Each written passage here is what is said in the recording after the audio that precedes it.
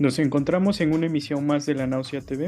En esta ocasión continuamos con nuestra serie de análisis sobre esta institución denominada PRI y en esta ocasión vamos a tratar una visión más actual acerca de estos procesos que han mantenido esta institución y sobre todo de crisis. Y en esta ocasión nuevamente nos encontramos con Rafa de la Garza. Te damos la bienvenida a este espacio. Gracias, David. Un gusto estar aquí. Así es, Rafa. Y bueno, para nuestro auditorio, quisiera señalar que en los episodios anteriores hemos tratado de profundizar los orígenes desde la fundación de este partido desde 1929, así como sus diferentes etapas que ha tenido, que ha pasado desde el PNR, posteriormente al PRM y ahora con lo que conocemos como el PRI. Y también hemos profundizado en los diferentes crisis y sobre todo proyectos o intentos fallidos que ha tenido esta institución para tratar de darle un impulso más. Y entre ellos analizamos estos proyectos que en su momento fueron de Carlos Madrazo o incluso la 14ª Asamblea Nacional del PRI, sobre todo estos intentos de reforma por parte de esta institución para tratar de darle un futuro mejor a este partido. Mas, sin embargo, a pesar de estas reformas que se dieron, y como lo vimos en el episodio anterior, pues esto no permitió darle un segundo aire a esta institución. Y vimos cómo diferentes sectores y actores sociales también se pronunciaron ante estas reformas. Y es aquí donde en esta ocasión vamos a tratar de profundizar en lo que ya es esta fase más actual de este partido y explicar cómo también este debilitamiento de el PRI trajo consigo el debilitamiento de la figura del presidente, ¿no? Y cómo se dieron la erosión del poder presidencial, en el cual implicó no solamente cambios con la figura del presidente, sino que también surgieron nuevas formaciones partidistas, ¿no? Y entre ellos está el PRD, el Partido Verde Ecologista de México y el Partido del Trabajo, ¿no? E incluso también el fortalecimiento de los partidos de oposición, entre ellos el PAN, ¿no? Y como ya hemos señalado, desde 1997, por primera vez en la historia, el partido del presidente, que en este caso fue el PRI, pues no alcanza una mayoría absoluta en la Cámara de Diputados y se vio obligado, ¿no?, a negociar el apoyo con otras fuerzas políticas, ¿no? Y esta situación, pues obviamente continuó presente en la presidencia de Vicente Fox, Felipe Calderón, en la cual tuvieron que trabajar con la legislatura que no necesariamente era la que estaba en el partido, en el gobierno, ¿no?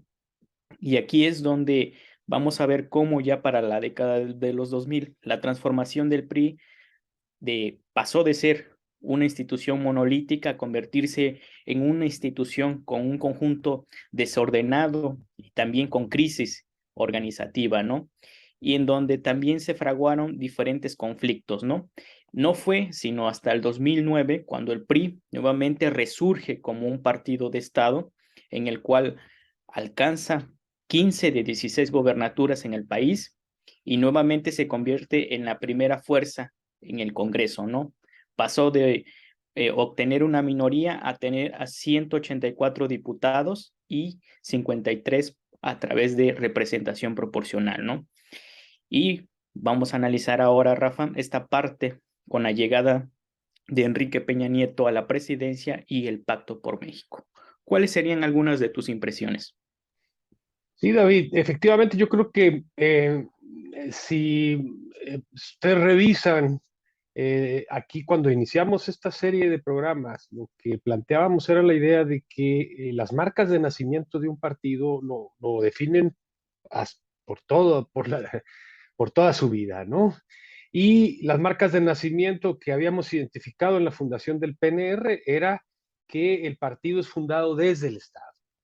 Y es así como se va conformando el sistema político que hoy está en una crisis terminal, que estaba compuesta, como dirían los clásicos, por el presidente y por el partido. Son las dos grandes piezas en donde evidentemente el PRI es, digamos, va a la cola del presidente. El presidente es la pieza proactiva y el PRI es la pieza reactiva alternativa. Y lo vimos sobre todo con Carlos Madrazo, cuando el PRI desde el interior intenta reformarse, pero choca con la política del presidente de la República. Entonces, en el programa pasado, pues lo que vimos fue que la 14ª Asamblea y la llegada del salinismo de Carlos Salinas a la presidencia, pues genera una enorme tensión al interior del partido, porque se le trata de modificar en términos estructurales, es decir, se le agregan sectores, se disminuye el poder de los sectores clásicos, CTM, CNC, sobre todo, en términos de que los recursos que antes se canalizaban y se filtraban por el partido para bajarlos a la población, ahora van a ser repartidos directamente por el presidente Salinas con el programa de solidaridad. Esto no va a cambiar hasta la fecha, ¿no? Esa es la idea, ¿no? No es Morena la que copta los recursos del presidente y los reparte, no es el presidente directamente el que lo hace. Entonces, estas tensiones que se manifiestan tanto a nivel estructural como en el ideológico, porque aquí mencionamos también que se trata de modificar y acabar con el nacionalismo revolucionario para pasar a esta visión más acorde con el modelo neoliberal, ¿no? Que sería la propuesta de solidaridad, la propuesta de un partido más de individuos y menos de sectores, y sobre todo la propuesta de un partido que quiere ser atractivo a estos grandes grupos sociales que se han quedado fuera del partido y que ya no forman parte del partido. ¿Sí? Entonces, esto es importante tenerlo en cuenta como uno de los elementos que inicia la debacle del partido. Si a esto agregamos que, como bien mencionabas, en el 97, el desgaste generado por estas políticas y la enorme crisis económica que generan, se traduce en la pérdida de la mayoría absoluta en el Congreso Federal. 3 años después, por primera vez en la historia, sí, se da la famosísima, ¿no? La que tanto celebraron los que hoy están echando discursos en contra del presidente, la alternancia famosa, que era como la última parte que faltaba para ya poder decir que México había arribado a la democracia y que el sistema presidencialista autoritario se había terminado, etcétera.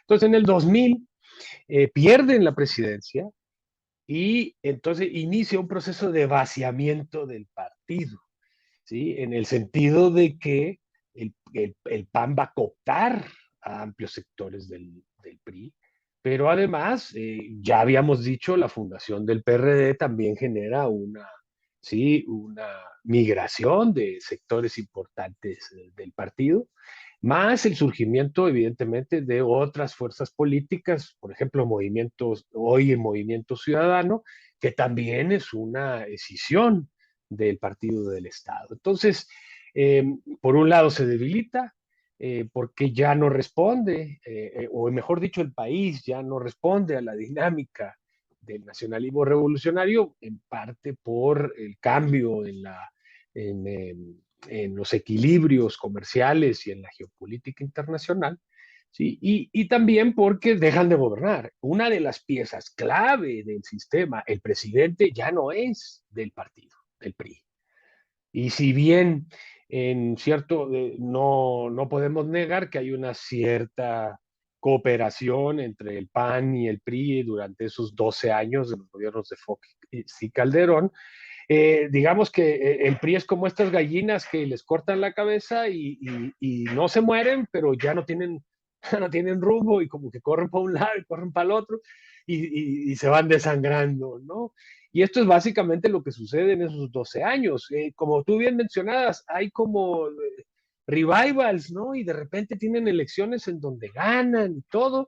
Pero, por ejemplo, en el caso veracruzano, lo que vemos es que desde Miguel Alemán, pasando por Fidel Herrera y Javier Duarte, las elecciones son cerradísimas en un estado profundamente priista, ¿no? Entonces lo que vemos es una pérdida paulatina de votos, ¿sí? Hacia el partido.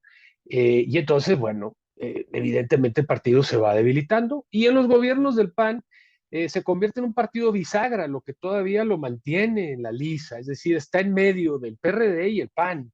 Entonces, ¿no? De alguna manera sigue teniendo un cierto poder en términos legislativos y en las gubernaturas, pero esto no detiene el vaciamiento y el debilitamiento del partido. Entonces, claro, cuando primeramente en 2012, en aquella elección que fue tan discutida y que generó tantos conflictos, gana Peña Nieto, pues todo el mundo pensó, yo lo escuchamos, digo, lo siento decirlo, la gente estaba como, no, ya regresamos, ahora sí, no, ahora sí vamos para adelante. Justo en ese momento, ¿sí? El presidente Peña decide hacer una alianza para sacar las reformas estructurales de segunda generación que el Salinato no pudo sacar y que los panistas tampoco pudieron sacar por la oposición del PRI, ojo, ¿sí? Entonces ya no la pudieron sacar. Y entonces Peña Nieto muy hábilmente decide plantear ese problema en el primer trienio y no en el segundo trienio del Congreso, donde ya los compromisos de cara a la elección presidencial limitan el margen de maniobra. Y entonces lo hacen en el primero. Y entonces hacen el famoso Pacto por México, en el cual Peña Nieto, pues como hoy sabemos, compra los votos del PRD, pero mejor dicho, del PAN y de otras fuerzas políticas, señaladamente el Verde, para lograr la mayoría calificada en el Congreso y poder hacer los cambios que hacían falta, sobre todo en la cuestión que tiene que ver con la reforma energética, que es un punto, digamos, nodal de la historia política de este país, porque recordemos que el Partido del Estado se fortalece enormemente con la nacionalización del petróleo y con el surgimiento de Pemex. Es uno de los momentos seminales, ¿sí? De la historia del partido. Entonces, cuando el partido finalmente reniega, ¿sí? No solamente de su propuesta ideológica, sino sobre todo de su programa económico, vendiendo la joya de la corona, ¿sí? Que jocosamente el presidente Peña Nieto dice, pues que es la gallina de los huevos de oro, pero es que ya no da huevos de oro, dice, ya la gallina ya no, entonces pues ya vamos a venderla, ¿no? Y le promete a la gente que va a bajar la gasolina, que va a bajar el gas y que esto, bueno, lo que prometen los neoliberales, la mayor eficacia del mercado. Y entonces ese logro es la puntilla, en mi opinión. ¿Sí? Porque ese logro definitivamente le quita al partido, ¿sí? Un elemento que le daba legitimidad y que era precisamente el mantenimiento de ciertas compañías del Estado que habían sido históricamente las que habían generado el desarrollo a chuecas o a derechas de este país. Comisión Federal, Pemex, etcétera. Entonces, esas no se habían logrado efectivamente porque el costo político era muy alto. Peña Nieto decide pagarlo en esta euforia, ¿no? Y con la alianza señaladamente del PAN, de algunos sectores del PRD, no hay que olvidarlo, y de las formaciones políticas como el Partido Verde, lo logra. Y esto, en mi opinión, confirma una de las hipótesis que aquí señalábamos, que es que los partidos políticos no mueren de muerte natural, se suicidan. ¿Sí? Otro elemento importante aquí es precisamente que el PRI, en su afán por detener al PRD y en particular a López Obrador, hace una alianza además para, no, en el hoy Instituto Nacional Electoral, ¿sí? Resolver una elección muy cerrada, la del 2006, y ahí, en ese momento, ese agravio es lo que inicia el movimiento de Morena. Fíjese usted, ¿se acuerda usted que cierran Reforma después de la elección, hacen un campamento con miles de personas? Bueno, ese es, en mi opinión, el origen, ¿sí? Si usted quiere, formal, de lo que después se va a convertir primero en un movimiento y después en un partido político, es decir, el Movimiento de Regeneración Nacional. Y ahí inicia una dinámica que nadie daba un peso por ellos, ¿no? Pero que otros vimos que evidentemente el vaciamiento no iba a ser hacia el PAN, iba a ser hacia esta visión que, como dijo el presidente, nosotros queremos regresar a los orígenes, ¿no? De la revolución. No menciona el nacionalismo popular, ¿no? El populismo, pero obviamente la idea del nacionalismo está muy presente, Y esto toca botones muy sensibles de un sector de la población que lo apoya a nivel electoral. Entonces, el triunfo de Morena en el 2018 era inevitable. Y fue inevitable porque el gobierno de Peña Nieto lo puso en bandeja. Ya son demasiados agravios para ciertos sectores, incluso sectores de la clase media desencantada con el PAN. Ojo, que votaron por Morena y bueno, que hace poco salieron a marchar, ¿no? Es para defender al INE, según ellos. Entonces, claro, eh, a mí me parece que las políticas neoliberales, que el debilitamiento del PRI con la derrota en 2000 y en 2006, ¿sí? Y por último, el fraude electoral en alianza, ¿sí?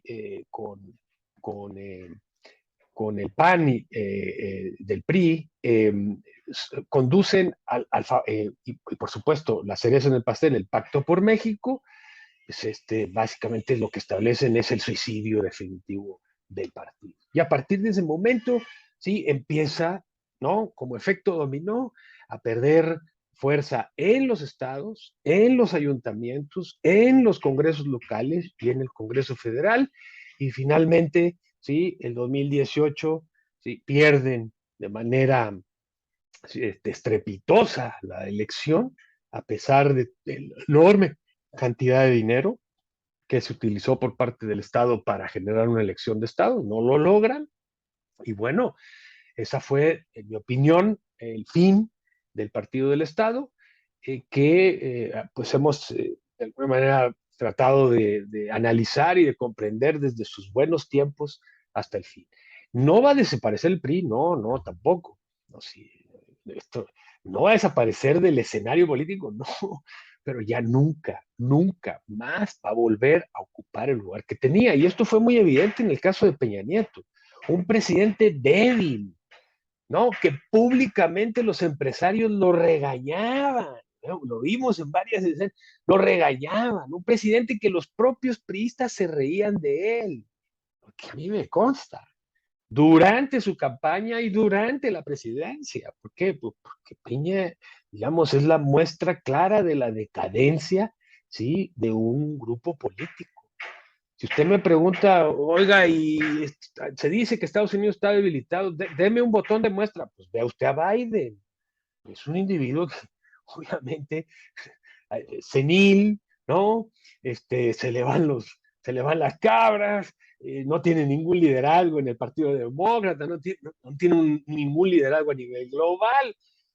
Y no es casual, aquí dijimos, ¿cuál era la muestra de la decadencia del porfiriato? Pues en 1910 tenía, ¿sí? Un grupo, sus secretarios, sus ministros tenían en promedio 80 años de edad. El gabinete tenía en promedio 80 años de edad. Entonces usted se da cuenta cómo la rigidez impide algo que Pareto señala claramente en un clásico de la ciencia política. La circulación de las élites es vital y fundamental para lograr que una organización sobreviva. Entonces, desde Madrazo ya está identificada la idea de que es necesario generar una renovación de las élites con las mujeres y con los jóvenes. Madrazo se da cuenta de eso, pero se impide. Y entonces esto va a generar, sí, una dinámica que los va haciendo más rígidos, más rígidos. Y bueno, no quiero terminar esta parte sin mencionar que esos antiguos cuadros que ya pensamos que ya habían desaparecido de la escena, aparecieron en la última marcha en defensa por el INE, ¿no? Como en esta película de los muertos vivientes o los zombies, ¿no? Personajes como Roberto Madrazo, el Bester Gordillo, Vicente Fox, o sea, de loco, pues, ¿y estos de dónde? ¿De quién levantó la piedra para que salieran estos, no? Y usted los ve y físicamente están hechos polvo, no pueden malas.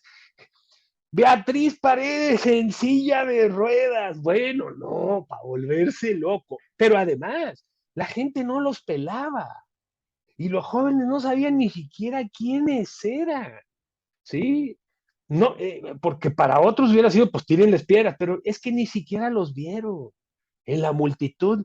O sea, con sus guaruras, nadie sabía quiénes, buena parte de la gente no sabía quiénes eran, porque pues, son irreconocibles, ¿no? En términos físicos, ¿no? Entonces, eso es una muestra de un partido ya totalmente desahuciado que está desesperado por montarse, ¿sí? En una dinámica con la intención, pues, de revivir, ¿no?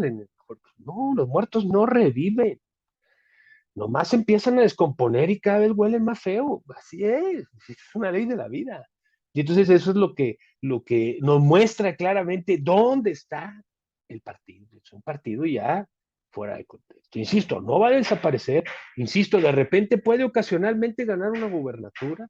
Y claro, alguien me diría, no, pero es que ahora están en Morena. Sí, pero ya lo hemos dicho aquí en varios programas, Morena no es el PRI, aunque se parezca, porque los tiempos no son los tiempos de la Fundación del PRI. Morena efectivamente es nacionalista, efectivamente, pero un nacionalismo que no es el nacionalismo de General Cárdenas, con todo respeto, no es lo mismo, ¿sí? Entonces, bueno, yo creo que esto nos muestra claramente los hechos, ¿sí?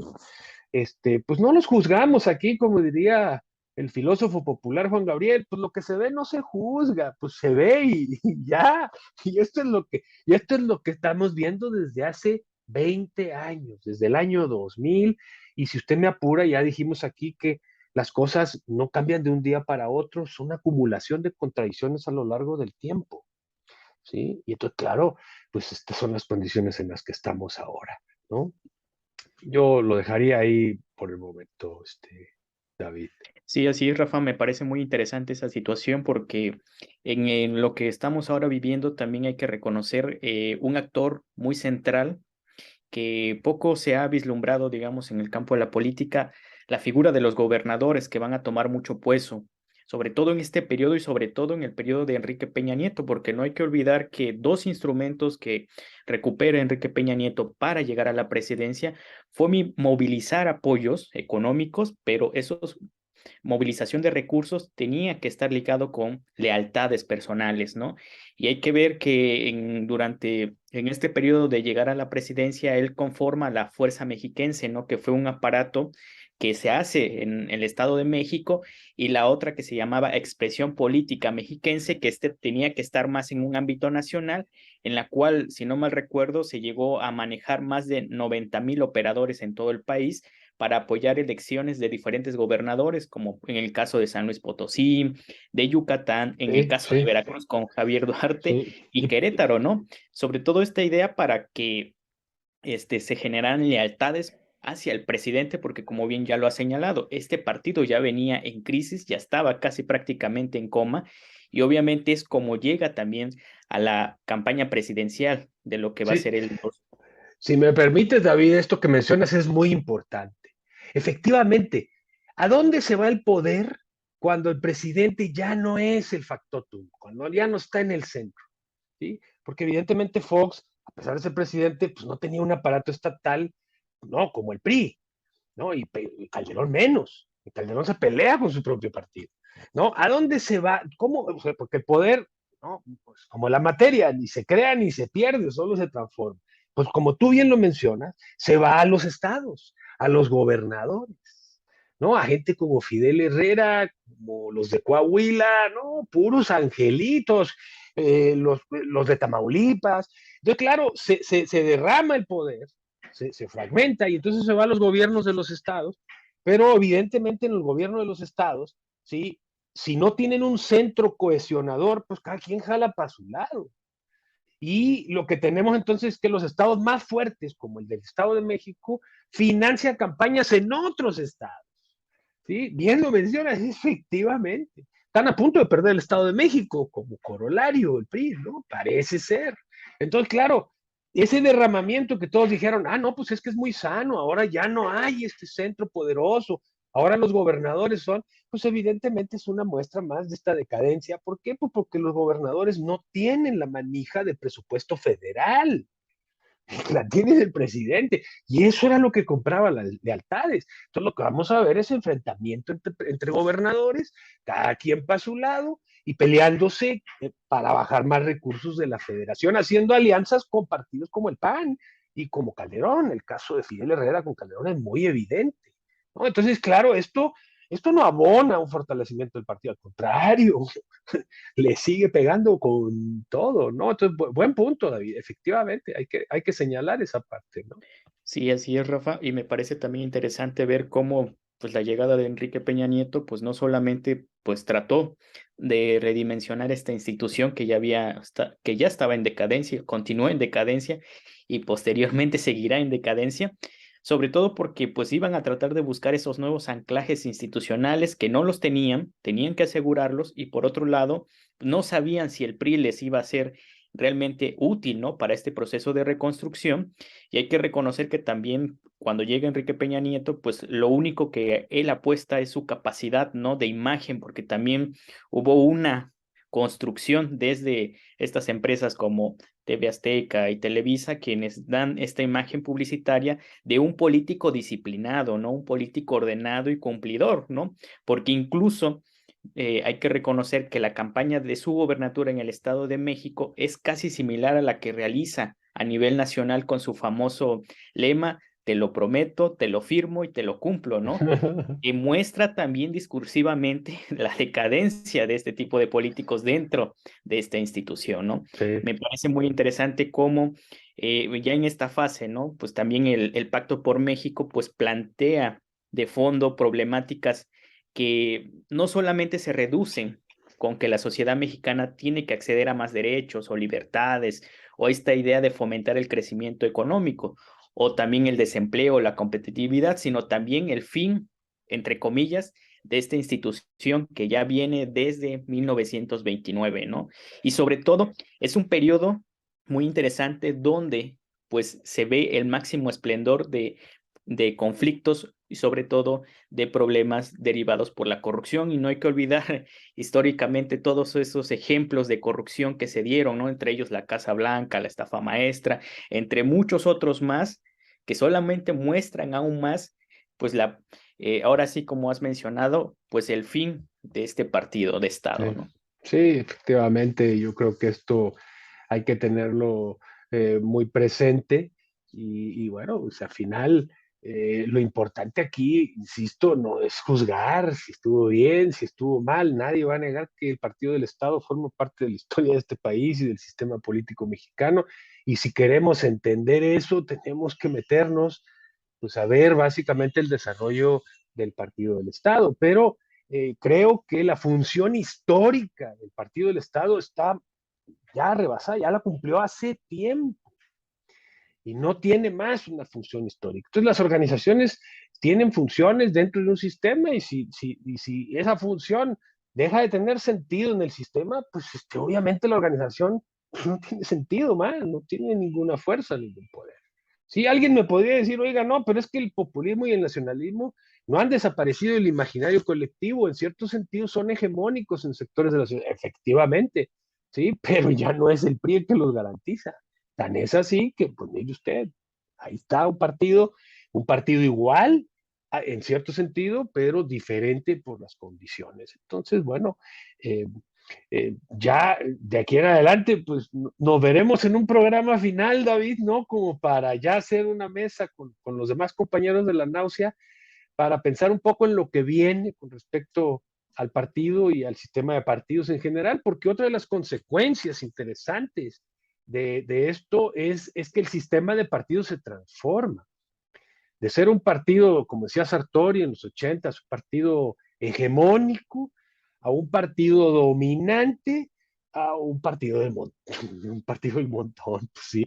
Entonces, pero esto implica que entonces el sistema político mexicano y en particular su sistema de partidos está sufriendo modificaciones importantes que se podrían revisar en otra ocasión y que básicamente están como consecuencia de una transformación del país, de una transformación de unos sectores de jóvenes que nacieron básicamente a finales de los millennials famosos, que pues tienen una visión diferente de las cosas y que son la generación que dentro de 10 años va a estar en el poder. Entonces, bueno, pues yo creo que esperemos que esto pues dé algunas claves para que nuestros usuarios y la gente que nos visita pueda comprender mejor las condiciones en las que se da la competencia electoral, las condiciones en las que se da la lucha política y los nuevos actores, que mal que bien, aunque parezcan viejos, no lo son, ¿sí? Bueno, por ejemplo, ya, perdón, termino. Uno de los sectores importantes y dinámicos del Arca de Noé de Morena, como la llamaba Hernández Navarro, pues son los evangelistas, los pentecostales, todos esos grupos no estaban en el PRI original, ni mucho menos en el 29 con calle, no, pues imagínense. Entonces ahora tenemos esos sectores. ¿Cuáles son las consecuencias de esto? Bueno, mire, podríamos decir que esto favorece a Morena, pero si me apura, y tomando en cuenta lo que sucedió este fin de semana pasado con esta reunión de esta organización de extrema derecha, pues lo que vamos a ver es que ese vaciamiento del PRI no solamente se va a ir a Morena, un sector se va a ir a la extrema derecha, porque no se van a ir al PAN, ¿sí? Y bueno, en esto ya lo veremos en el programa próximo precisamente, de qué está pasando, ¿sí? Con esta transformación del sistema de partidos, porque lo que estamos viendo es que hay un sector enorme de votantes que no está representado y que son de extrema derecha. Entonces, lo que está haciendo Vox y estos grupos es generar una corriente de opinión para generar un partido de derecha como Vox, auspiciado por Trump. Y esto es básicamente lo que está sucediendo. Pero bueno, no nos adelantemos. Pues yo te agradezco el apoyo, David, y pues nos veremos en el último programa. Dejaremos bibliografía, porque es una promesa que no vamos a dejar de cumplir, para que las personas que quieran profundizar puedan acceder a la bibliografía del Partido del Estado, Así es, ¿no? Rafa. Bueno, pues nos despedimos y dejar de, como último comentario, que pues obviamente aún no llega el fin. Si bien es cierto, para muchos es el fin de la tradición del Estado jacobino, intervencionista o centralizador que se había formado durante la Revolución, pues existen consecuencias, ¿no? Y esas consecuencias lo analizamos a grosso modo en el periodo de Enrique Peña Nieto y cómo fue un Estado muy débil, ¿no? Y no solamente débil, sino la fragmentación del poder en todos los niveles y en diferentes instancias que pone o puso entredicho este famoso sistema político mexicano, ¿no, Rafa? Y bueno, pues nos despedimos y sin no más señalar a nuestro auditorio que puedan darle like a este video y a las demás redes sociales. Bueno, Rafa, nos vemos hasta la próxima.